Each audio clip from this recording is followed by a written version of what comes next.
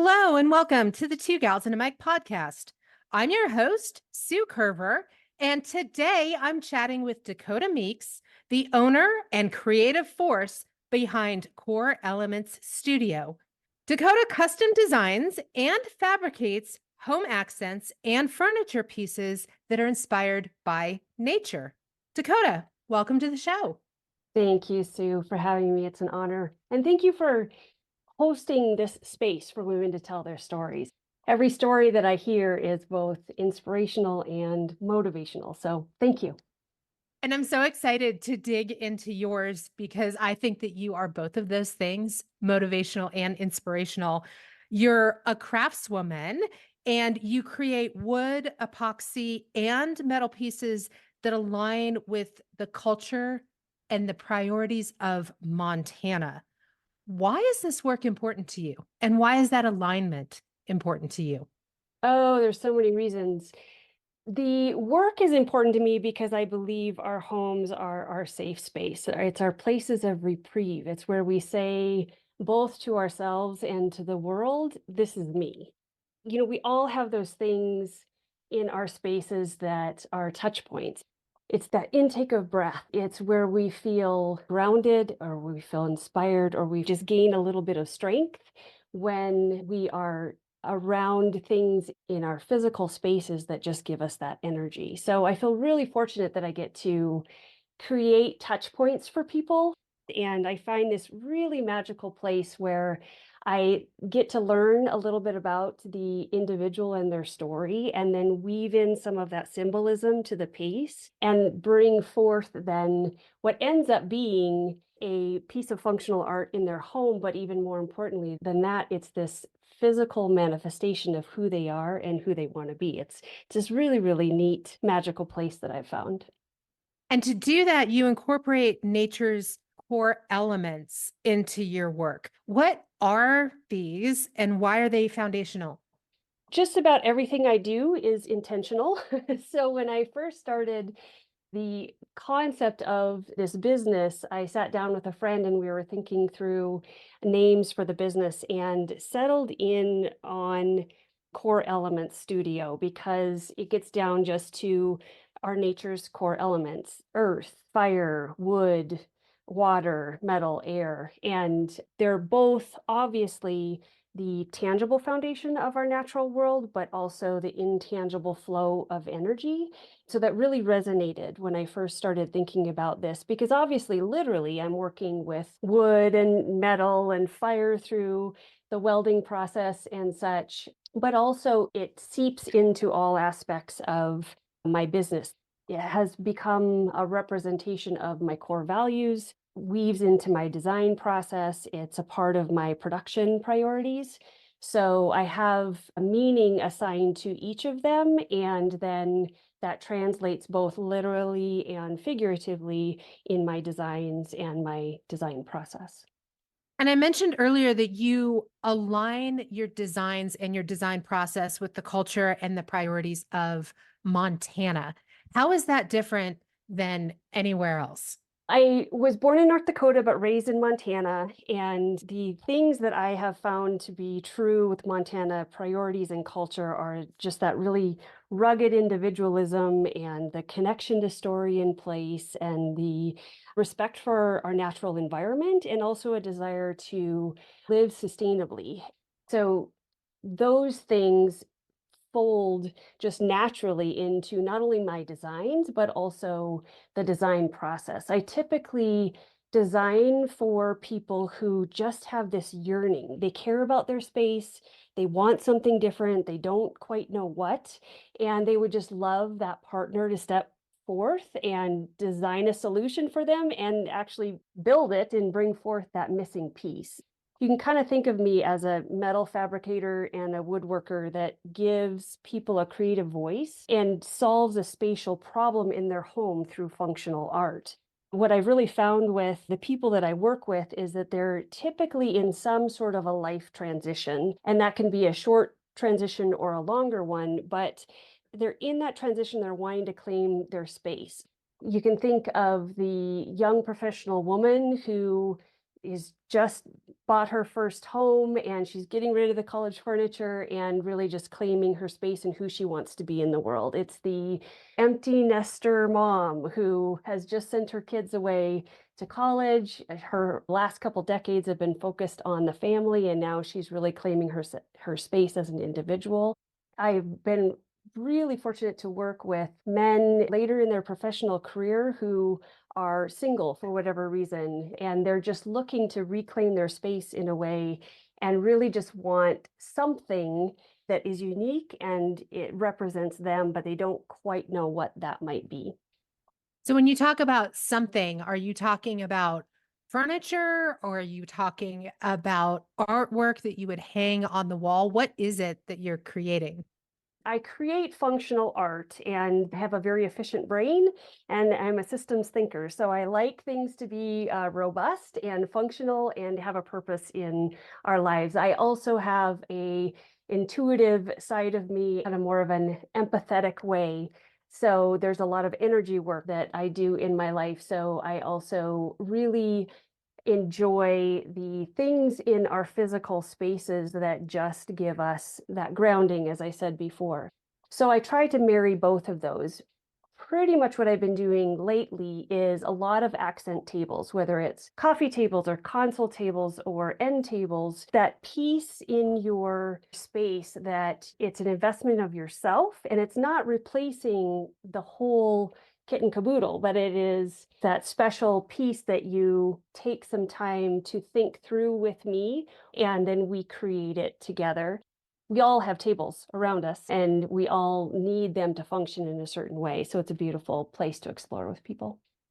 I want to get really concrete and very practical about this. You mentioned a little bit earlier about working with clients and connecting to story and Yes. connecting to place. And you do that through your design process. Can you give us a specific example or walk us through something that you have created or maybe are in the process of creating and what that actually looks like? What does it look like to work with your clients? What does it look like to come up with this idea? What does it look like to see this all the way through to fruition?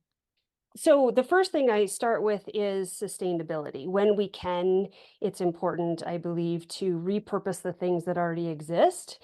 And then when you're making something new, make it to last. So I have four different phases of the creative process that I walk people through: the exploration stage, imagination, creation, and transformation. So in the exploration phase, I like to ideally walk into the client's space and figure out just what their physical space looks like. What I really try to do is not only listen to what they are telling me, but I also listen for what they're not telling me. And I also really try to hear what they gravitate toward and gravitate away from. And that includes style and design and materials and such. And then moving into that imagination phase, what I really try to do is not come forth with a solution right away. I really try to let things ramble around a little bit and just really stay open to think differently, turn things over, and try, well, what if we try this and what if we tried this? And then once we settle in on a design, and that can be, a back and forth process, which is this fun exploration process. And also it can bring up a lot of nervousness for people, which I completely understand, but it's also an exploration process of just making small decisions along the way and filtering down. Then once we decide on a design, we get to enter that creative dance. Because I do my own metal fabrication and woodworking and epoxy resin, I can really take the idea that comes from the client, working with the wood. Usually I'm starting with reclaimed wood in some form, and then turning that into a piece that is married together with modern metal and epoxy resin for that artistic twist. In that creative dance, I typically start with the wood, add in the epoxy resin, and wait on the metal until that wood form is coming forth, and then switch over to the metal. Even if a client likes a particular piece in my collection and they want something changed just a little bit, they will still get their own unique piece because it is made specifically for them in that whole fabrication process. And then the last phase of it is the transformation phase. It's the time that I get to deliver the piece. What used to be kind of this problem area in their home ends up becoming this touch point, and it just becomes this connection to story. They get to tell the story of the piece and the creation of it, and they get to tell the story of the behind the scenes of how it came to be and also what's important to them going forward. And so it becomes this functional art comes to life. In full transparency for my listeners, my partner and I have been working with Dakota on a functional piece. We Yeah. had a dining room table, and Dakota, you mentioned sometimes you have a problem and you're kind of a problem solver. You come in and you help fix the problem. So we had a dining room table that has seen its way across the world a couple of times, and it just was no longer sturdy, but it was a beautiful piece of wood. And we asked Dakota if it would be possible to take this slab of wood and to turn it into a river table. Why don't you tell this story? The beautiful thing about this particular piece is the history that comes with the wood that you have. It's beautiful wood, very, very heavy, and it has a story that I still want to even know more about. What is beautiful about this creative process is being able to tap into those sentimental things that are important to people that they want to hang on to, but it is just not quite fitting in their life. And as you said, I am a problem solver, and I think that's part of the creative process is just that courage to explore the unknown and the willingness to try and the belief that something beautiful will emerge. And then sometimes magic even happens even greater than that, and something even better emerges than you had originally thought of. It's not only the design that we need to think through, we need to think through the function of it so that it is a really stable piece for years to come. There's a risk involved in that, right? That anywhere along the production line, something could happen even with the best intentions. So there's a trust that happens between myself and any client, and especially those who are offering pieces that have some sort of sentimental value to them. And then we just have to trust in the idea that something might happen along the way, but there are always options to recover from that. This is a really incredible project for myself and my partner, Josh, because we have spent multiple summers collecting rocks from some of our favorite rivers around Montana as we've had fly fishing adventures together. And Dakota, you're taking those rocks and those pieces of our history and embedding them into this table that's going to have a beautiful river that runs through it. Clearly, this is a favorite project for us.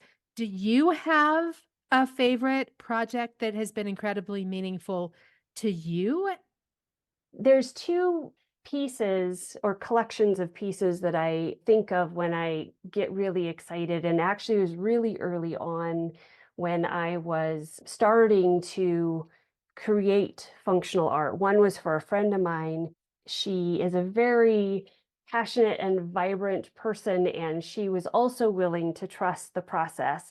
She was in her own life transition. She got some new living room furniture and she said, I just don't quite know what to do in this area. So I just really listened to her, knew what her style was, knew the colors that she gravitated toward, and made a collection for her of a console table with a couple end tables that actually kind of nestled together, which gave her a lot of functional options to either use the table separately or together and create art for this new place that she was claiming in her life. That was a really special one.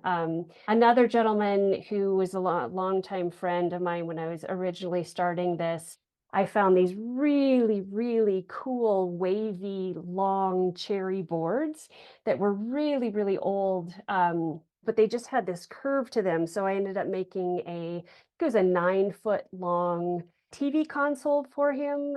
that I was able to incorporate epoxy resin so it looked like this weaving table, and it actually folded over and wrapped around on a couple different sides. So it was just really this fun project. And again, it was that trust between this person who wanted something different, he just didn't quite know what, and my design ideas. So we partnered together to make that happen. And it was really inspiring to not only work with the pieces, but work with the people as well. You've mentioned a couple of times this idea of when you first got started, because you haven't always No. been a woodworker and a welder. In fact, in a prior life, you were working in conservation. So, what made you change direction entirely and move in a direction of opening your own business? My professional career of about 20 years has been in operations.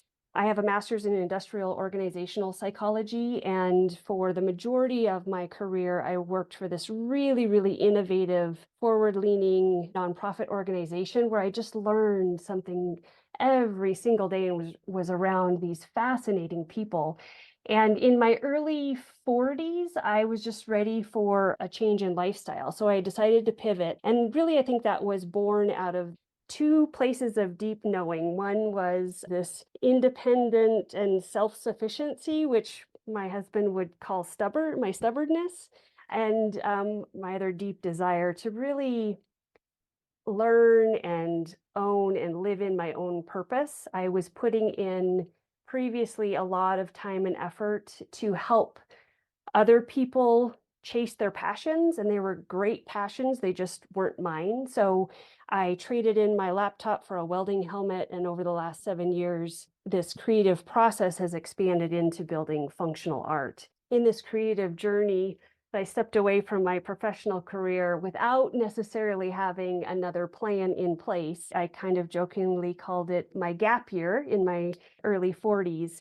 My husband and I got to this point where we both kind of got tired. Over our marriage of almost 30 years now, we have built well together. We built a couple homes, we built a whole bunch of DIY projects along the way. And we both got to this point where he got tired of me asking him to build me things, and I got tired of him saying no or that it's not possible. So he taught me to weld, and then it just kind of grew from there. I started with metalwork and then added in wood and epoxy resin. So you just mentioned that you had this moment of knowingness where you felt like you had to make a move. You had to make a change. What were some concrete things that you did that allowed you to actually lean into trusting that process? Well, as I mentioned earlier, I'm just by nature a very intentional person. So I have done a lot of journaling in my life, a lot of self reflection, have a lot of experience in kind of tapping deep within to my centeredness and listening to what comes up, even if it doesn't make logical sense. I just think it's so important for us to trust those inner knowings. So I knew that I needed to make a change. There's been many times in my life where it just has not made logical sense to go a certain way, but I knew it was the right way to go.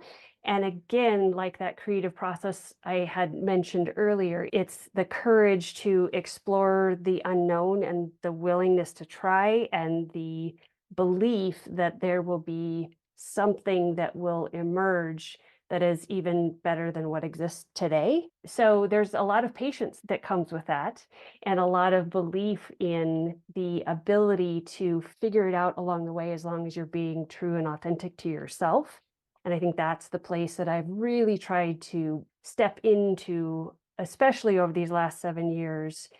But even beyond that, stepping into a place that feels authentic to me and not chasing other people's desires or not always being in reaction mode to other people's opinions and their goals and their priorities. You mentioned that your husband taught you welding. How did you learn the other parts of this? How did you learn the woodworking? How did you learn how to look at wood or reclaimed pieces of wood and know that you could turn that into functional art? When I first started learning metalworking, my husband taught me, and then I did a very short apprenticeship at a metal fabrication shop because I just wanted to understand the trade and how it worked in business. I've always been a creative person, so I've always just looked at things a little bit differently and turned things over and just really enjoyed the repurposing process. I think it goes back to the sustainable living. It's taking what exists already and turning it into something new. I've always gained a lot of satisfaction from that experience. I thought I was going to make outdoor metal sculptures from old metal. I love going through all the iron piles at ranches and farms and searching for all the old gears and, just all this great equipment from older farm and ranch machinery. So I was bringing it back, and in the welding process, I learned that I was better at a particular welding technique than another one, which fit better with new metal rather than the old metal because of all the different materials that are in that metal. So as I started then building functional pieces for the home rather than outdoor sculptures, I started to realize, oh, you can't just slap a piece of wood on metal and call it good. Woodworking is this whole other beautiful process. There's a lot of structure and strength in metal, even though it melts when you weld it. With wood, it continues to breathe even after the wood has been cut down. So I had to learn all of that and anticipate the movement of wood in the pieces and how everything would fit together to create a piece that is still going to be strong and robust years from now. So it's really been a self-taught journey. And also, I'd like to give a lot of credit to the men that I have come across in this industry of both metal and woodworking. I've actually really had a very encouraging and supportive reception from men, whether that's from my husband or our friends that are in the construction industry, or I would just go into a fabrication shop or a lumber yard and just ask as many questions as they would handle answering for me. And they were very encouraging in that process of showing me some basics and then encouraging me to just try it and figure out what works and then come back and try again and try again. I'm really glad that you mentioned that because I was going to ask if you had any apprehension as a woman starting a business in a field that traditionally has been or is male dominated. I mean, you're talking about welding, woodworking, epoxy, all of these things. Yeah, I don't really see it as a male female thing. Again, I think one, that's because of the warm reception that I received, but also really what I found is the intimidation factor as a new business owner in this trade where I'm self-taught is more about thinking of offering to create for other people amidst teams of craftsmen who have been doing this for years. As a beginner among master craftsmen, you can always, be asking yourself, I don't know what I don't know. So therefore I don't know what to ask, and I don't want to take up much of their time, and I don't want to make mistakes, that sort of a thing. And also, as I have been creating pieces, there's that element of the mindset shift of I'm an individual craftswoman who is putting things out there next to these incredible fabrication and design build shops here in the Gallatin Valley that are really doing some amazing things. And usually it's a team of metal fabricators that works with the team of woodworkers that works with a team of designers. So it's multiple people who are specializing in each of their fields, and they're doing some amazing things. So it's that mindset shift of what can I bring to the table? So really my approach has been getting clear on and really leaning into my own years of experience in that world of creativity. I think that's probably the number one descriptor people use about me is that I'm creative. So typically I will start with an idea and then figure out what is the technique that you would need to learn in order to make that idea come to fruition. And then what is the tool that you need to do that technique? it starts a little bit backwards. And a lot of the men that will come into my studio now who have years and years and years of experience in construction, they'll say, "Oh, I never thought of it that way," because they were more formally trained or had been trained from their childhood in the efficient way of going about making it happen fast. And then sometimes they try to put the creative spin on it. So I do see that I approach it differently. And then I think the other thing I bring to it, maybe as a woman, maybe it's because I'm a highly sensitive person, maybe it's because I have an empathic nature about me, but the personal experience that people have in the creation of that piece is really, really important to me. So bringing in the psychology and the symbolism that represents that person, it's definitely a slower process. However, to me, it's a more meaningful process and it's more meaningful for the client and the end product. As you've made this shift into your second chapter, you've built your business. What's been the most challenging part of your journey? Oh, hands down, the mindset. And the mindset can be starting a business. The mindset can be, who do I think I am to try? The mindset can be perfectionism. Therefore, I can spend a lot of time in procrastination. So, what I've really tried to do over time is focus in on what is that next fear in front of me. And we all have our fears, right? We can spend a lot of time and energy avoiding, procrastinating, even when we know that challenge is in front of us. So, what I try to do each time and quickly as possible, identify what that fear is and then just square up to it, shoulders back, face forward, and dive into it head on. Because I know that once I gain those skills, there's just going to be that next challenge that's waiting and that next challenge that's waiting. So, in the mindset of, mustering courage to face each of those challenges, I also try to remind myself that I have the answer. It's deep down, and sometimes I have to get really quiet or even process with somebody to figure out what that is. But we can all spend a lot of time in confusion and just moving deck chairs around on the Titanic, or we can kind of get down to business and just really know what we need to do and take those steps to make it happen. I'd like to explore this idea of limiting beliefs a little bit more because how we see ourselves will directly impact what we see for our future. Do you feel like you've embraced your born identity? And if so, was it hard for you to believe bigger in order to step into your purpose? I think my born identity is this combination of my creativity plus my systems thinking or my discipline plus my empathetic or intuitive nature.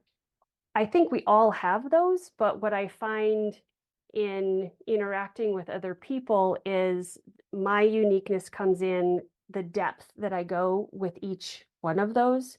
So, whether it is my chosen medium right now, which is metal fabrication and woodworking, or whether it's been in my role as a mother or life partner to my husband, or as a community member or an employee, or now a new business owner, I really feel like stepping into that space of those strengths is something that I was born to do. And the more I find that I can be authentic to my way of being rather than trying to morph into the way that I think others think I should be, then I find that I am more on this path of living in my own purpose.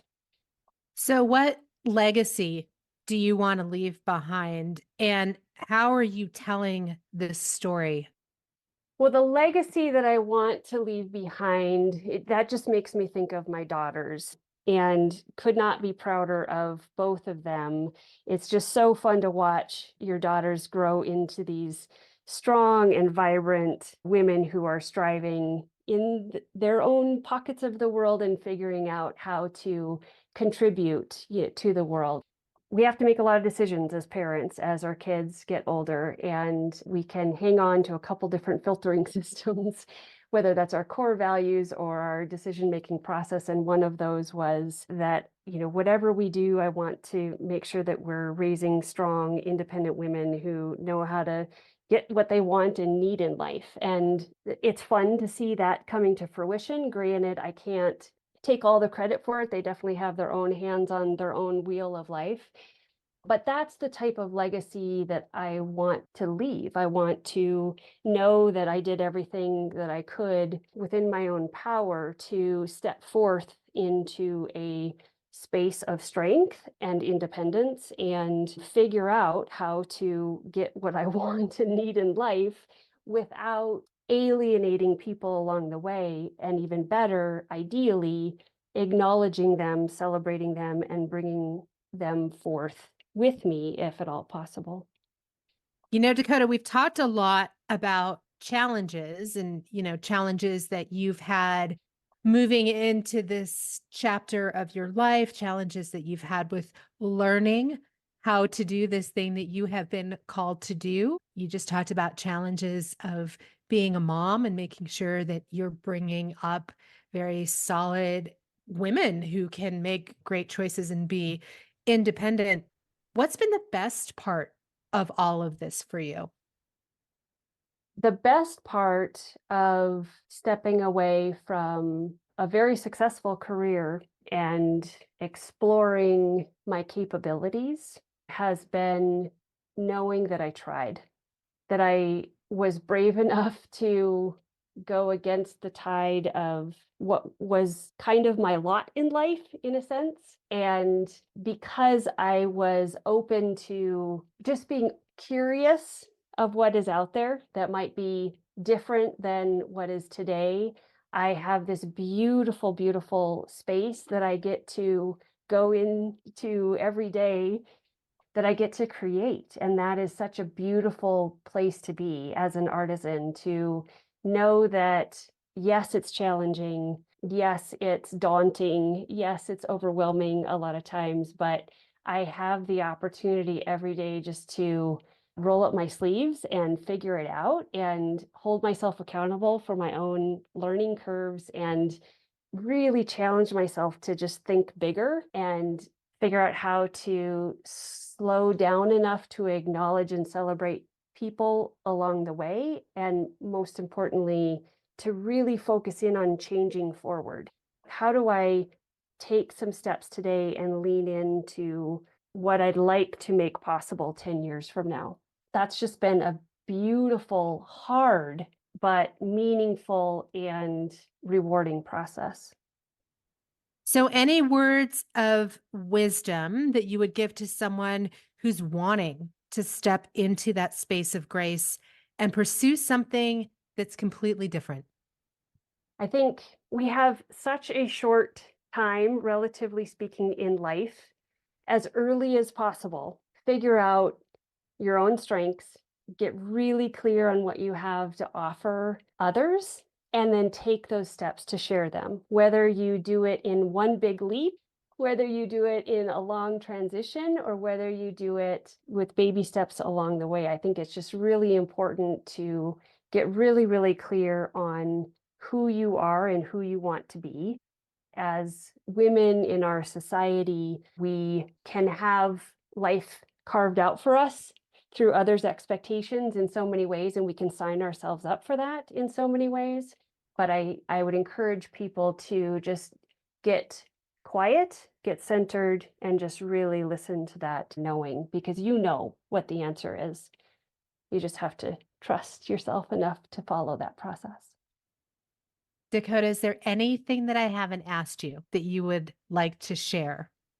My parting invitation would be anybody who has that odd space in their house or that vacant wall or just the piece in their space that is not quite working. I would just extend an invitation. Reach out. I would love to talk with you. At a minimum, I can give some design solutions to bring forth that missing piece. And for those who would be interested, I can bring life to that creative idea and build functional art to become a touch point in your home. But I think for all of us, what I would say is two main things. One, deep down, you know who you are and you are intrigued by who you want to be. So, no matter what that looks like in your life, whether that's a mindset shift or you're focused on your physical surroundings or your health or your career, be brave enough to ask, what if? What if that could be possible? Because you never know. And we all, I think, a lot of times are pleasantly surprised by what emerges. Thank you so much, Dakota, for joining us today and for sharing your creative mind and your spirit. I know personally, we are so excited to see our creative vision come to life through your hands and your work. And thank you, listeners, for tuning in. If you want to know more about Dakota's work, I have put a link to her website in the show notes so you can check that out. Be sure to like and share this episode, and then tune in again next week for another extraordinary woman and another amazing story on the Two Gals and a Mic podcast. I'll see you then.